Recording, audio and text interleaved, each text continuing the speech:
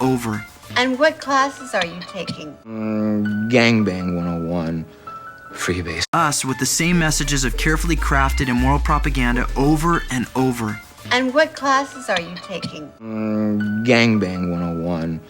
Freebase tutorial. And oral sex workshop.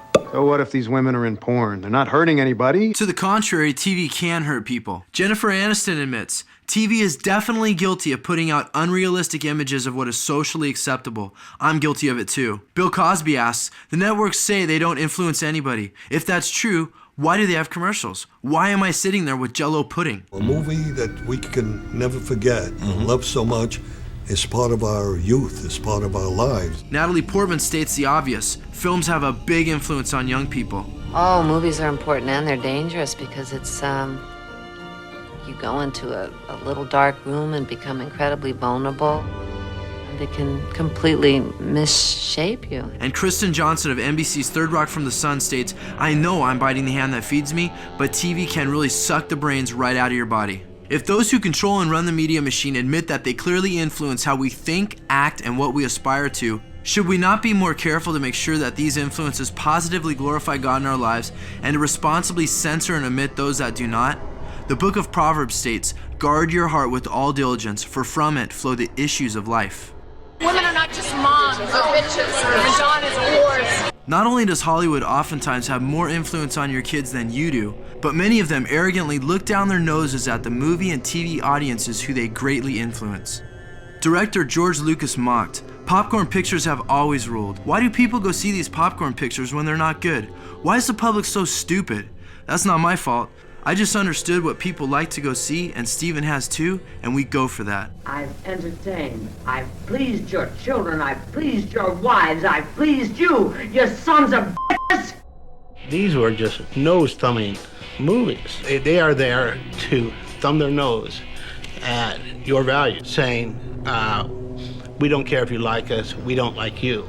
Are we stupid as they claim, and do we sell out our lives and the lives of our children to people who admittedly don't like us and knowingly destroy our souls? David Putnam, producer of Chariots of Fire and The Mission, confessed, movies are powerful, good or bad, they tinker around inside your brain. They steal up on you in the darkness of the cinema to form or conform social attitudes. In short, cinema is propaganda. The world at large has undergone a massive propaganda movement on a supernatural level that has captured the hearts of the youth with terrifying consequences and results. Demons have excessively introduced wasting doctrines of spiritual refuse that people have no idea that they're even receiving. Dr. Eric Pepper, a researcher who has conducted extensive studies on the influence of film, draws attention to his observations and that we do process what we see. He says, the horror of television is that the information goes in. It goes right into our memory pool and perhaps we react to it later, but we don't know what we're reacting to. So later on, you're doing things without knowing why you're doing them or where they came from. It's no mystery that Hollywood peddles adult material to children. Now let's see how this spoon-fed material has affected them. You've heard one insider describe how the Hollywood machine marketed his R-rated movie to an audience too young to go see it. What movie did you see? American Pie. I saw American Pie. American Pie 2. American Pie. American Pie. I'm 15. 14. 15. 13. 12. 12. 13. Who wants me to touch Amber? Oh, yeah! I love lesbians. They're great. 2 girls are lesbians. The lesbian scene. That was hilarious. How aware are children of the corrosive influences? And they seem to pick up everything like sponges. Yeah, it's like Play-Doh. Put a piece of Play-Doh on a table and it picks up everything. Kids are Play-Doh. They don't even know what they've picked up. He's the young wizard in training who's conjured up an international phenomenon. For now, Harry Potter has the world under his spell. And from the looks of things, that's not going to change anytime soon. He's brave and adventurous, and he doesn't care what people tell him to do. Harry's friendly. Harry's not scared of anything. Harry Potter is braver than anyone I've ever met. Harry's amazing. Frighteningly, Satan's doctrines are taking root because people are not guarding themselves or their children against the schemes of the devil. Wicked. LaVey tells us how late in the game it is with our kids. He says, there's no need for pacts with the devil anymore. These kids are already aligned with satanic forces. All kinds of people are witches. There are lawyers, doctors, nurses, school teachers, every walk of life. Raven Munani, owner of the store Raven's Flight and herself a practicing witch, credits the 1996 movie The Craft for inspiring young women to explore the world of witches. I get a lot of teenage girls in here. You can always tell when The Craft has been on TV because we get a big influx of girls looking for supplies. What about things like witchcraft? Do you think that's an evil thing that people should stay clear of? No, I don't, not at all. Well, the bottom line is movies never close. 365 days a year, they're open and running. They never take a holiday. This is a great game plan for brainwashing people. I mean, we look back at 1940s Nazi Germany and we think, how could they be so gullible, or how could they be so naive, to fall into this whole propaganda thing? It's happening today on a large scale basis because all the Nazis had was big screens that people had to go to. We have this pumped right into our own homes 24/7, and people are being brainwashed all over the place. And it's a great game plan for brainwashing people.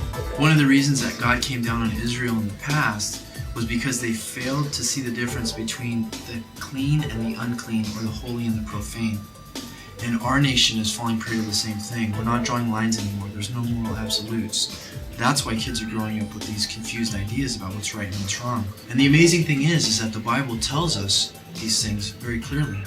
And it shows us how we should live our lives. Because God created us, He knows how we should live. He's not confused about it. We are.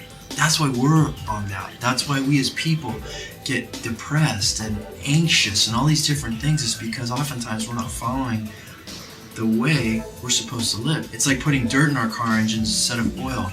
We were created to have God work through us, but oftentimes we just won't let Him. Homosexuality has definitely affected our culture, and many kids have grown up today not knowing whether it's right or wrong. It's a gray area. They're not sure. It's almost become trendy with the children now. It's really changing a lot. Pedophilia will be the next thing that's introduced, as every great culture that has come before us, the Greeks, the Romans, they've fallen into pedophilia where it's actually normal. Not surprisingly, Harry Hay, who's the founder of the modern gay movement, was a follower of Aleister Crowley. He was also an actor who wanted to utilize the power of Hollywood celebrities in order to unlearn and destroy 2,000 years of Christianity and introduce Crowley's satanic philosophies regarding homosexuality and pedophilia to the unsuspecting public. Mr. Hay's plan has been working brilliantly. By joining and uniting all of us, we have really gained power.